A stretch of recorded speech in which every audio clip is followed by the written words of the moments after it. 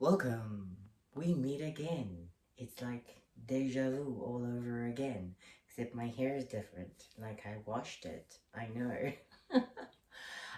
Okay, and I'm not wearing the Hugh Hefner outfit, so I do clean myself every now and then. So there are a few things percolating through my brain, which I wanted to chat. I had an hour and a half walk back from gym because I didn't cycle. I actually Ubered there, which is like, oh my word. I usually cycle or I train at home, as you've gotten the idea of what I do.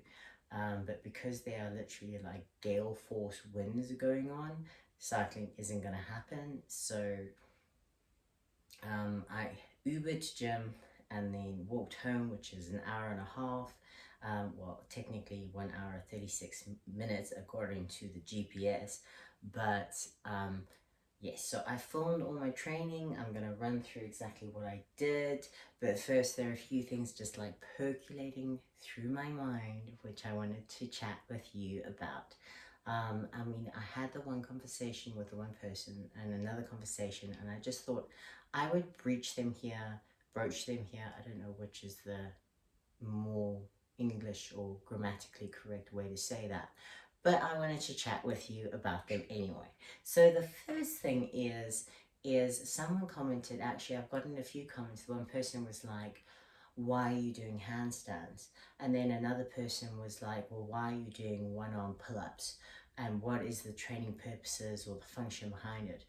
And I just have to say, at the end of the day, life is about filling your days with things that you enjoy and you love. And whether it's something completely arbitrary, like wanting to do a one-arm pull-up or a handstand, you shouldn't be defined by what other people interpret as just a waste of time or a waste of space. You need to do whatever you love and which you enjoy in the moments that fill your day. Like that's the whole point of life. It's a series of days which you need to fill with things that make you happy. Otherwise, like, what are you living for? Like, yes, there's things like work which you have to do and you may or may not love them, and like there's caring for other people, etc., etc., but you have to do things that you enjoy and put a smile on your face, no matter how small they are.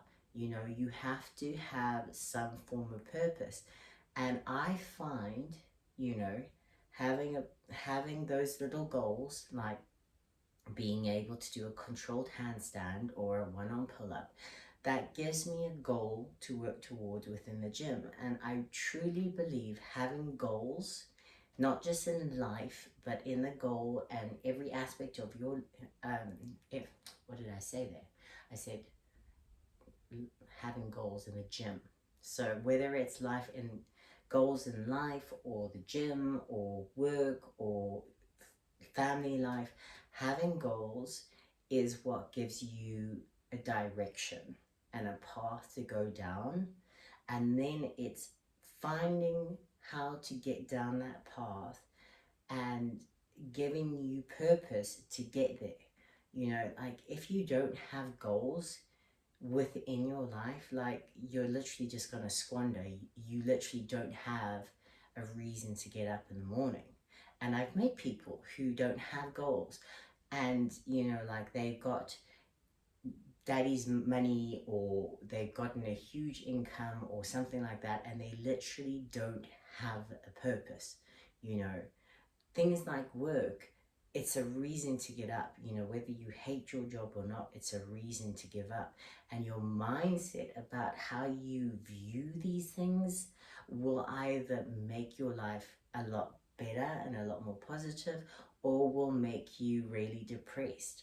And if you see the positive in something, you're more likely to see the positive and other things. So I really believe mindset is everything. Goals is everything. Enjoying life is everything. And if you questioning, like constantly going, well, what's the purpose? What's the point? then you've already stopped yourself from actually enjoying life. There isn't necessarily a point to me doing a one-arm pull-up besides me going, hey, I can do a one-arm pull-up. That's cool. You know, like, so what? There is no purpose beyond me going, I can do a one-arm pull-up. Fuck yeah. You know, I've reached a goal. I'm working towards a goal, and that goal is a one-arm pull-up. No one else needs to care. I'm not affecting anyone else's life by me having a goal to do a one-arm pull-up. So if your goal is, you know, to lose 10 kilograms or get up at 5 in the morning every single day, no matter what your goal is, work towards it. You know, like, you must have goals, because otherwise you will squander. And that's the problem. So many people give up because they don't have goals. If you're going to the gym every day but you have no goal, the chances are you'll probably stop going, because you don't have any goals. You have no reason to actually get into the gym. So you'll give up. You know, if you don't have a reason, if you start questioning why you're even doing it, chances are you'll stop. You know, you have to find reason, purpose, and happiness in everything you do. Otherwise, you'll stop. And the reason I started these YouTube videos is because I know for a fact, no matter what life throws at me, chances are in 5 years I'll still be training. Because I've been training for 9 years, and I absolutely love every moment of it. No matter which direction I've headed into, you know, I've done bodybuilding, and I've done powerlifting, and I've done CrossFit, and now I'm doing calisthenics. No matter which way the tributaries have gone, no matter which way I've flown, I've had goals. And that's what's kept me consistent. And that's why I'm like, well, I might as well document it, because I know for a fact that fitness is a goal that I'll have long term. So have your goals and fuck what anyone thinks and head towards them. You know, I'm not saying if your goal is to be eaten alive, you know, and working towards that, that's a good goal. That's not a good goal. Goals should always be uplifting you and making you better and making you stronger and making you more confident. So as long as your goal is uplifting you in some way, then make it a fucking goal. Then number 2 on my brain thought processing is the outside influences that affect your train of thought and how you view yourself. And this is a really, really hard one with social media and external influences and everyone feeling like they have a voice and they need to express it. And it's not necessarily valuable or good for you. So I was chatting to someone, and every single time someone says something negative about their physique, they change their opinion on how they view themselves. And then a couple hours pass by and they look at themselves in the mirror and their opinions changed again. But it's a dramatic kind of like role reverser on how they view themselves. And it's really, really, really hard to kind of block out external elements and external thoughts and focus on what you want and what you love about your physique, and going, okay, this is actually my train of thought, this is how I see myself, as opposed to what other people are saying. You know, and the truth is, like, when I post something on social media, there is a very high possibility that someone's going to say, you look like a man, you're gross, you're disgusting, why are you doing this, you're a waste of space. You know, there is a very, very, very high possibility that me putting myself out here is going to get negativity. And every now and then, yeah, I absorb it, and I'm like, wow, that really hurt.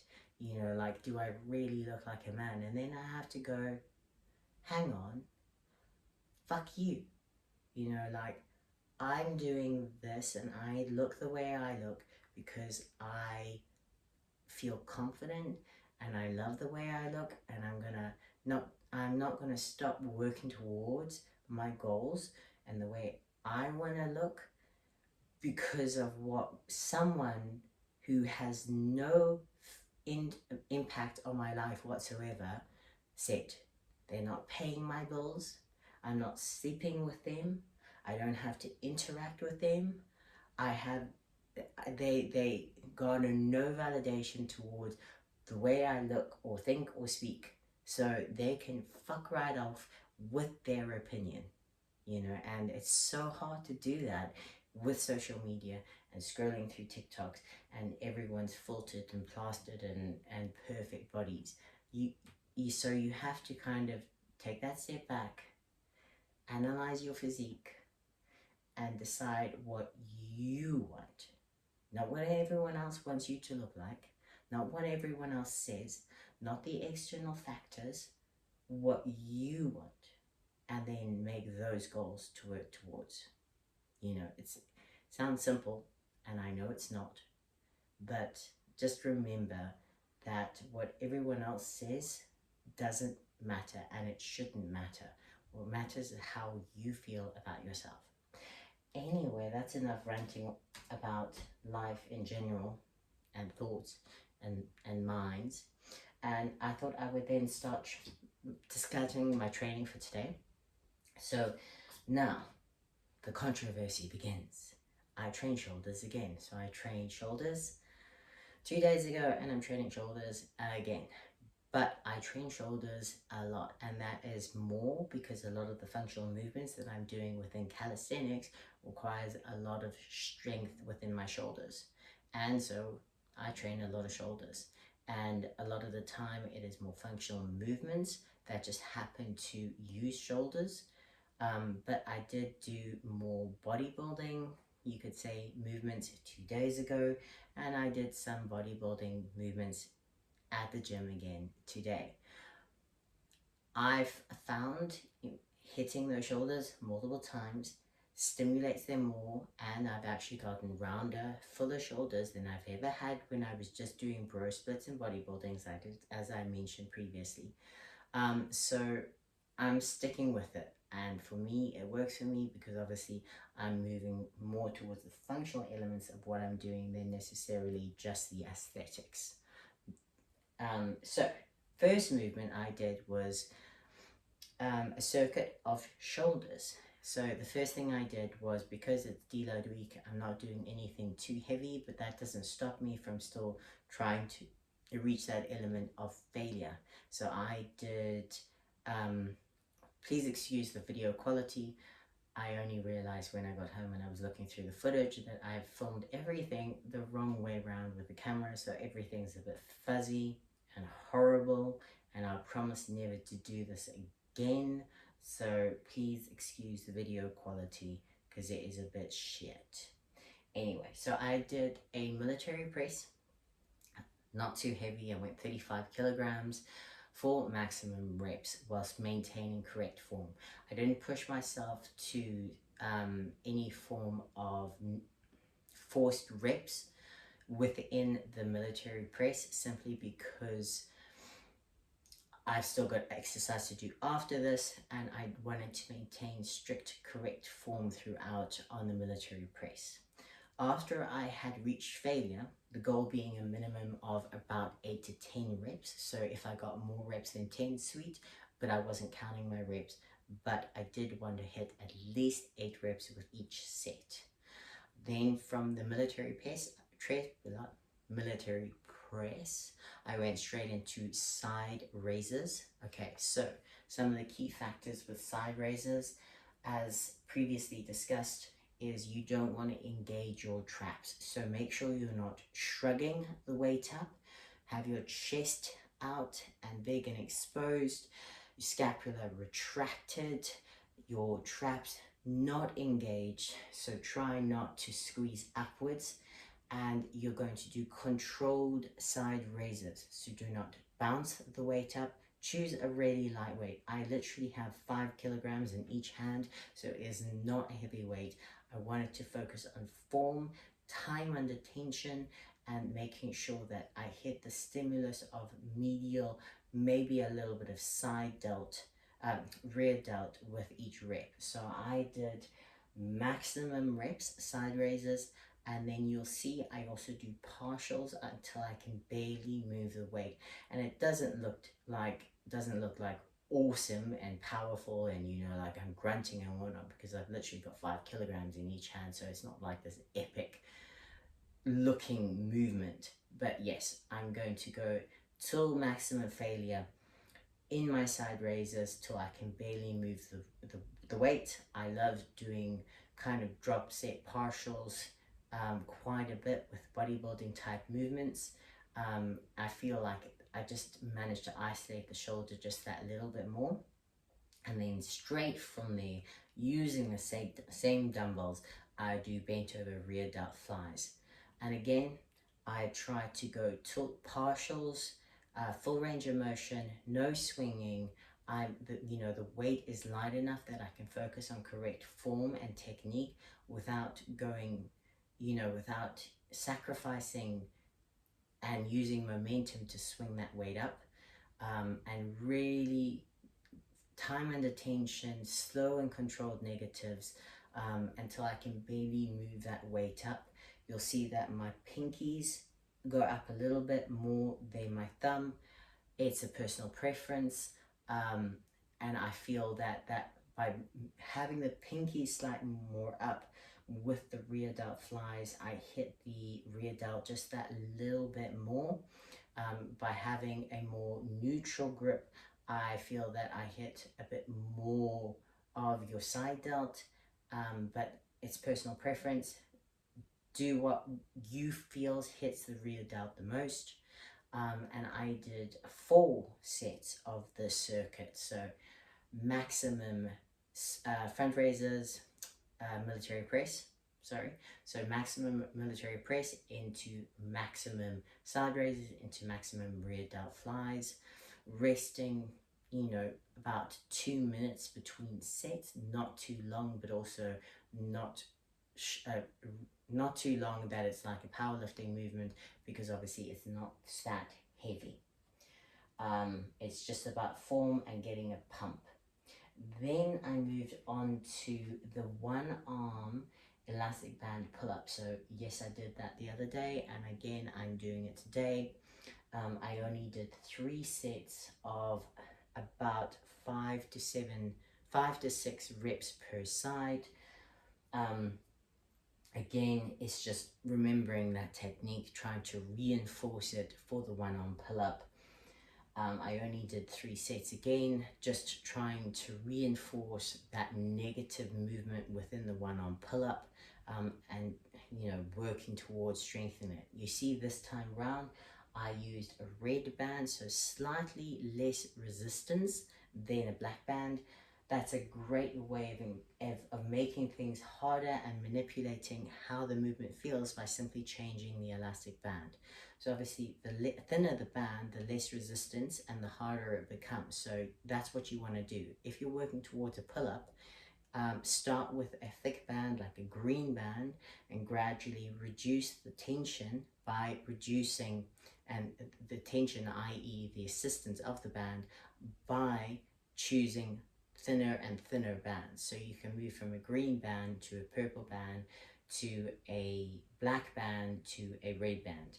I don't know if the bands are universal and that's the same for every country, but in South Africa and the UK the bands were the same. So I'm going to assume that in most countries in the world bands are quite similar in terms of color and resistance. So from there I moved on to a form of a front lever, i.e. military pull-up. So I literally just engaged my lats, kept my core tight, kept that hollow position, and tried to move into a front lever or back lever. I think it's actually a back lever.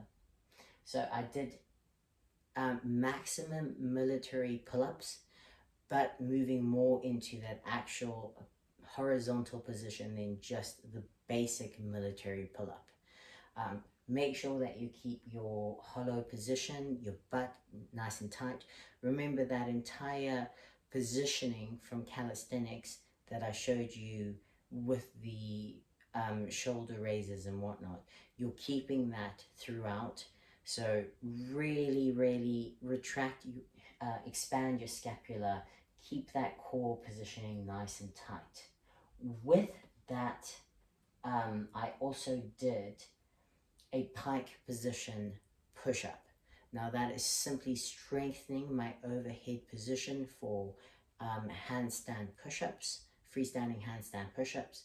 So it's kind of like doing a military press, just obviously less, slightly easier, because you can manipulate where your feet are to make it easier or harder. So obviously I used the hardest height of the box, but you can literally go completely vertical and have your feet on the wall, and then do full handstand push-ups. So depending on what level you are, you can literally graduate this from a normal push-up straight into a handstand push-up. So there's so many height levels that you can use in order to facilitate the movement to get the best range of motion whilst pushing yourself, so you can make it easier or harder.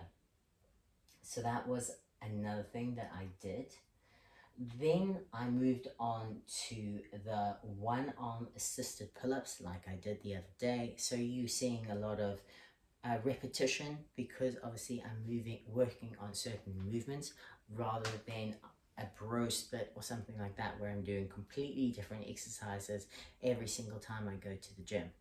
So I did the one arm pull-ups, really focusing on trying to use the one arm to pull me up and the assisted arm literally just helping me a tiny little bit. But obviously as I started to fatigue, I ended up using the second arm more and more. Take a little break and then continue trying to hit, I think it was 7 reps per arm. So that is the next exercise I did. And then the final exercise I did was a planche position push-up. I did 5 reps with one foot, and then 5 reps with the other foot, and then 5 reps with both feet on the ground. I did realize after reviewing my footage after I got home that my bum was too high. I wasn't horizontal enough, so a bit frustrated about my positioning. And this is where people who hate people filming in the gym, I feel are incorrect, because it's so important, especially with something like this, to see if your positioning is correct. You know, filming yourself to check that positioning is correct, your range of motion is correct, and that you're hitting the correct angles and whatnot is so important. Like if I hadn't filmed myself, I would have happily thought, oh wow, I'm in the perfect planche position. But I wasn't in a really good planche position. Yes, I expanded my scapula at the top and I felt like my shoulder positioning was pretty good, but my bum was too high, and I wasn't flat enough. I had a very concaved kind of shape, which isn't ideal for the planche and would weaken me slightly. With that, I did another form of side raise, but more in a hollow hold position with my back on a box, and I did 10 to 15 reps with a 5 kilogram plate. So full range of motion, trying to get as overhead as possible, keeping that hollow position. It was quite a hard superset, I'm not gonna lie, because obviously both elements worked my shoulders. So instead of having rest from one muscle group whilst I activate another muscle group, I was hitting shoulders twice with both exercises, which meant definitely a lot more rest between the supersets. I did 3 rounds of that superset in total. So the only exercise that I did more than 3 rounds was the first exercise with the shoulders. Everything else I did 3 sets of, and that was my training for the day. It took me quite a bit of time, more because I was kind of like just going at a leisurely pace, focusing on technique rather than trying to just push it out. And that's the one thing that I've definitely noticed with the calisthenics is it takes me a little bit longer simply because I'm making sure that form is correct, and that is a main priority. With bodybuilding, it's easier to recover. You're using less muscles. You're trying to isolate each muscle individually. So less rest is absolutely fine and often beneficial, because you're going to get that pump and that lactic acid buildup by resting less. But when I'm trying to do almost a compound movement within the calisthenics, and I find I'm using a lot of core and focusing on correct positioning in order for my body to learn the correct positioning, I'm spending more time resting, focusing on every angle of the body in order to get that correct. So that is the one thing that I'm definitely noticing is different between calisthenics and bodybuilding, is I am spending a lot of time focusing on correct positioning as opposed to just doing the movement. With the bodybuilding, you're trying to isolate each muscle group individually, and so time under tension is actually beneficial. Doing more reps, spending more time trying to isolate each muscle group. And I will be doing more bodybuilding type training as well, so that you can see what I do in accessory to my calisthenics and my powerlifting. So I'm doing a bit of everything right now, an amalgamation of training, which I feel complements each other in all elements. I love doing bodybuilding training because it strengthens all the individual muscle fibers to complement the powerlifting and to complement the calisthenics, because I feel all those individual muscles make me stronger on the whole, and that makes me stronger for each bigger lift that I need to do. So that was training for the day. Let me know if you have any questions, if you're enjoying these videos. Comment, like, share. Please support my channel, and let's keep on growing. Catch you soon.